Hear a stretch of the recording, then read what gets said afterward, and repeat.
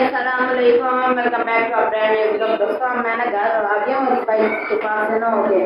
ये देखिए यहाँ एक जानवर खड़ा था, वो ज़िबा हो गया।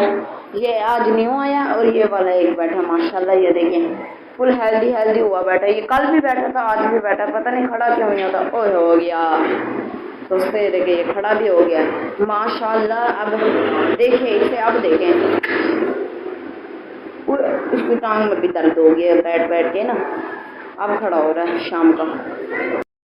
दोस्तों जब ये शाम को आया था ना, तो दोपहर को सुबह मतलब के 12 बजे तक, तो ना इसने ना हमें ना इतना तंग किया। और दोगनी और मुझे इतना तंग किया, ये ना हम संभाल नहीं रहे थे। मेरे बाबा ये देखिए ये आप खड़ा है आराम से। इससे रस्सियाँ भी हमने इतनी डाली हुई थी, ये देखें इसकी रस्सियाँ। और हमारा शेरू जो है, बड़ा शेरू हमारा बाहर खड़ा है, वो आपके नहीं दिखा सकता, मैं आपको कल दिखाऊंगा। ये तो की है अभी खड़ा।